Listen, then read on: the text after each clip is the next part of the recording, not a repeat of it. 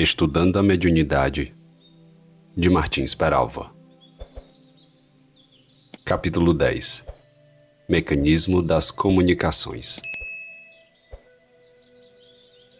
O capítulo 5º do livro, ora comentado, representa integral confirmação do que a respeito do mecanismo das comunicações escreveram os clássicos do Espiritismo, sob a inspiração de mais alto, particularmente Leon Denis.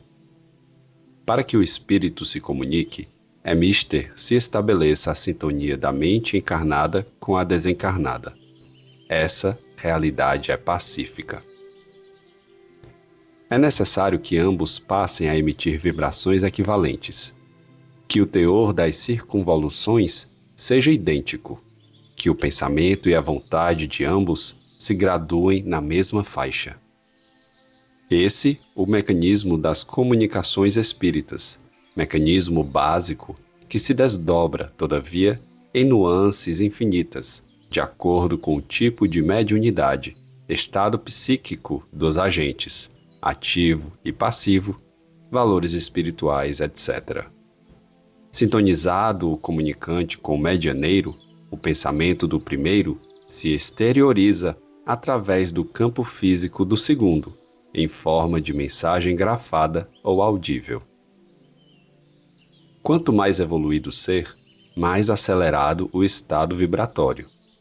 Assim sendo, em face das constantes modificações vibratórias, verificar-se-á sempre, em todos os comunicados, o imperativo da redução ou do aumento das vibrações para que eles se deem com maior fidelidade. Mais uma vez, pois, somos compelidos a nos referirmos ao fenômeno magnético das vibrações compensadas.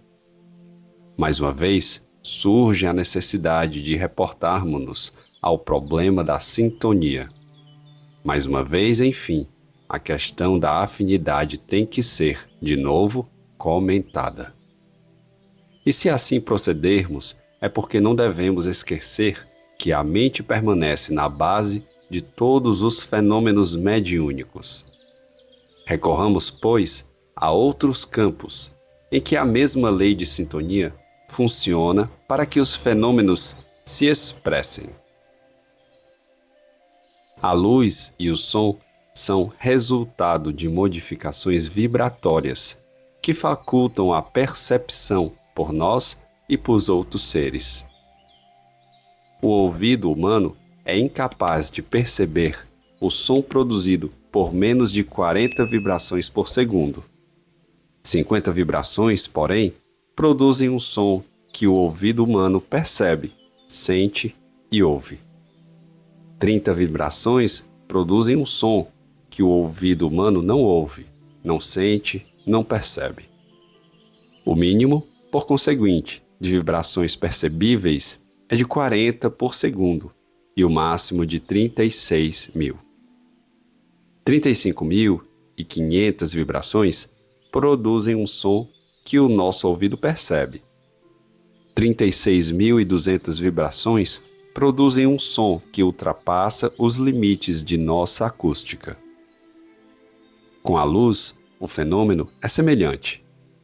O mínimo de vibrações percebíveis é de 458 milhões e o máximo de 727 trilhões por segundo.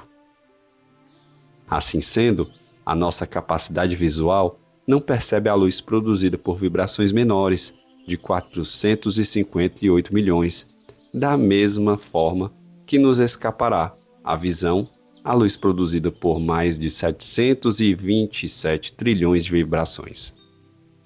Essa mesma lei de equivalência funciona e opera em todas as manifestações vibracionais da natureza, inclusive, como não podia deixar de ser nos fenômenos psíquicos ou mediúnicos. Deixando à margem tais considerações, analisemos agora os fatores morais que, além de serem os de nosso maior interesse, motivam a publicação deste livro. Se essa mesma lei de afinidade comanda inteiramente os fenômenos psíquicos, Não há dificuldade em compreendermos por que as entidades luminosas ou iluminadas são compelidas a produzir o seu tom vibratório, a fim de, tornando mais densos os seus perispíritos, serem observadas pelos espíritos menos evoluídos. Os espíritos, cujas vibrações se processam aceleradamente devido à sua evolução, graduam o pensamento e densificam o perispírito quando desejam transmitir as comunicações, inspirar os dirigentes de trabalhos mediúnicos ou os pregadores e expositores do Evangelho e da doutrina, como no caso de Raul Silva, que percebe a benéfica influenciação do instrutor Clementino, a fim de melhor conduzir a doutrinação de desventurado espírito. Clementino graduou o pensamento e a expressão de acordo com a capacidade do nosso Raul e do ambiente que o cerca, ajustando-se-lhe às possibilidades. Cada vaso recebe de conformidade com a estrutura que lhe é própria. Referindo-se à densificação do perispírito do irmão Clementino, atento ao imperativo de cooperar com o dirigente dos trabalhos para que as suas palavras obedecessem à inspiração superior, transcrevemos a observação de André Luiz. Nesse instante, o irmão Clementino pousou a destra na fronte do amigo que comandava a assembleia, mostrando-se-nos mais humanizado, quase obscuro. Os grifos são nossos e objetivam levar a atenção do leitor para o fato da redução do tom vibratório, a fim de ajustar-se ao calibre mediúnico de Raul Silva. Com a palavra, o assistente Aulus explicou o fenômeno que surpreendia André Luiz e Hilário. O benfeitor espiritual que ora nos dirige, afigurar-se-nos mais pesado porque amorteceu o elevado tom vibratório em que respira habitualmente, descendo à posição de Raul, tanto quanto lhe é possível, para o benefício do trabalho começante. Ainda com a palavra o assistente, para fazer uma comparação que atende à compreensão geral. Influência agora a vida cerebral do condutor da casa. A maneira do musicista emérito manobrando, respeitoso, um violino de alto valor, do qual conhece a firmeza e a harmonia. Esse quadro é de extraordinária beleza espiritual e de profundo conteúdo moral. Mostrar-nos que um dirigente de trabalhos mediúnicos deve ser pessoa de responsabilidade, amável, sincera, dedicada, harmonizada consigo mesma, através de uma consciência reta e de um coração puro, e com muita boa vontade para ajudar em nome do Senhor Jesus. Imaginemos quantos obstáculos encontram os espíritos superiores quando buscam inspirar um dirigente pretensioso e autossuficiente e que desliga as antenas psíquicas, guardando o único objetivo de atirar sobre o espírito sofredor ou endurecido, a pretexto de doutrinamento, uma sequência de palavras vazias de bondade. Quanto mais evangelizado o dirigente, maior receptividade oferecerá aos instrutores, deles exigindo menor sacrifício. Quanto mais esclarecido e bondoso o médium, maior a sintonia com os espíritos elevados, reduzindo igualmente a cota de sacrifício dos abnegados instrutores. Sem evangelho no coração, todo o trabalho ressentir-se-á de deficiência. Mesmo que o dirigente e médiuns conheçam a doutrina, sem que, entretanto, o sentimento cristão lhes tenha lançado à alma o perfume da caridade, os frutos serão bem precários. A prática evangélica aprimora o coração. O conhecimento doutrinário ilumina a inteligência, alargando o raciocínio. Evangelho no coração e doutrina no entendimento. Eis o tipo ideal do cooperador de Jesus no cenário terrestre. Aplicando, portanto, aos problemas mediúnicos as considerações relativas à percepção do som e da luz, de acordo com os sentidos físicos do homem, entenderemos por que os nossos ouvidos não registram ainda as maravilhosas sinfonias que enchem de beleza a vida universal. Saberemos por que não sentimos ainda os magníficos odores da vida extraterrena. Saberemos, enfim, por que os nossos olhos corporais não veem os quadros de luz que algumas vezes estão formados em torno de nós.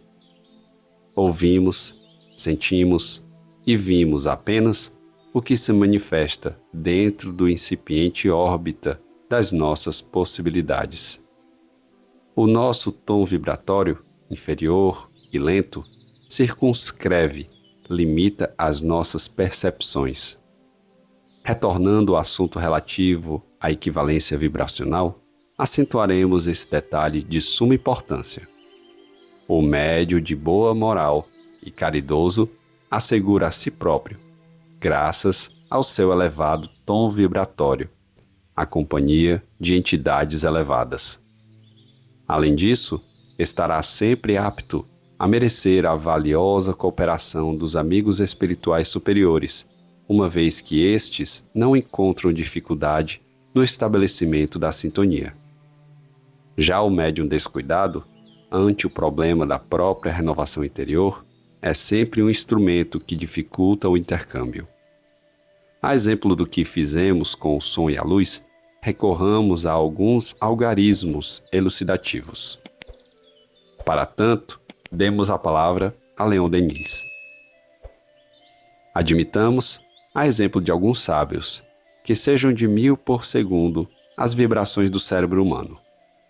No estado de transe ou de desprendimento, o invólucro fluídico do médium vibra com maior intensidade e suas radiações atingem a cifra de 1500 por segundo.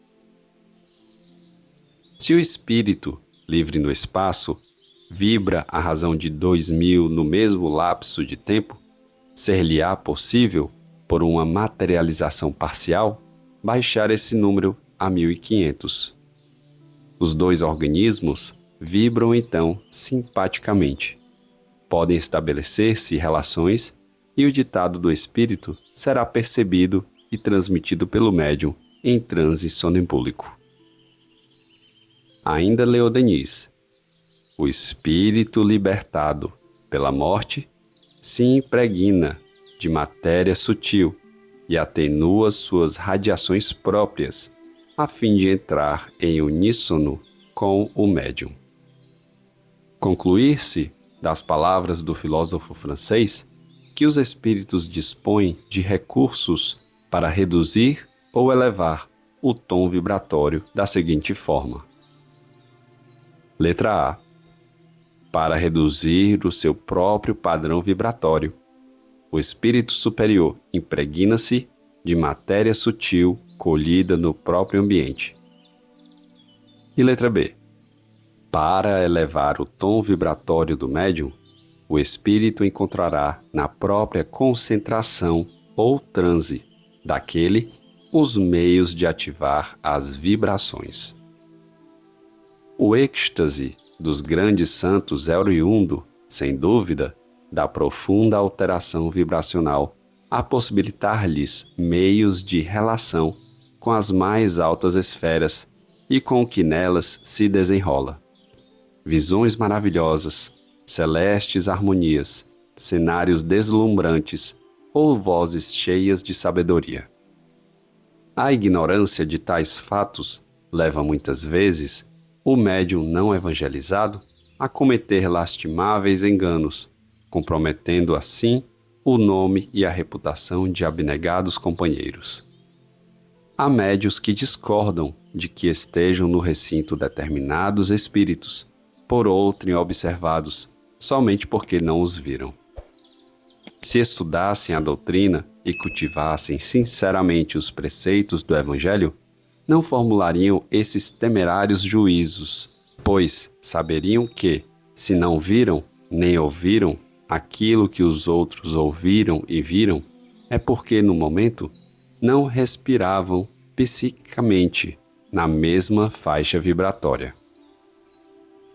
Tais observações levaram Hilário a formular interessantes indagações, inclusive se o fenômeno de absoluta sintonia, durante a comunicação, dificultaria no médium a faculdade de distinguir dos seus os pensamentos do espírito. O esclarecimento do assistente Aulus é notável. Os médiuns, especialmente aqueles que se deixam dominar pelo fantasma da dúvida, muito se beneficiarão com a palavra orientadora do bondoso instrutor. Estudemos com ele o assunto. O pensamento que nos é próprio flui incessantemente de nosso campo cerebral. É intrínseco, é realização nossa. E o pensamento que o espírito é extrínseco, vem de fora para dentro, alcançando-nos o campo interior, primeiramente pelos poros, que são miríades de antenas. Os nossos pensamentos são, via de regra, semelhantes no conteúdo moral e intelectual. Refletem o nosso estado evolutivo, trazendo as inclinações que nos são peculiares. Os pensamentos dos espíritos são, de modo geral, variáveis. Divergem sempre quanto à forma e à substância, uma vez que diversas são as inteligências que se comunicam. Se estamos acionados por um espírito superior, os conceitos expendidos, verbal e psicograficamente, são luminosos, sublimes, misericordiosos. Se agimos sob o comando de um espírito menos esclarecido ou maldoso, os conceitos serão inconfessáveis.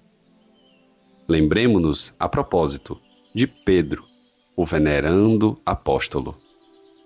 O Evangelho nolo mostra a refletir, em alternativas de luz e sombra, ideias de espíritos superiores ou inferiores, em várias circunstâncias de sua vida. O mundo conheceu um médium que sempre refletiu a luz divina, Jesus Cristo, o médium de Deus. Após tais considerações, formulemos a pergunta final. Como saberá o médium se o pensamento é seu ou do espírito? Com o estudo edificante, a meditação e o discernimento, adquiriremos a capacidade de conhecer a nossa frequência vibracional. Saberemos comparar o nosso próprio estilo, pontos de vista, hábitos e modos com os revelados durante o transe ou a simples inspiração, quando pregamos ou expomos a doutrina. Não será problema tão difícil separar o nosso pensamento dos espíritos. A aplicação aos estudos espíritas com sinceridade dar-nos-á, sem dúvida, a chave de muitos enigmas.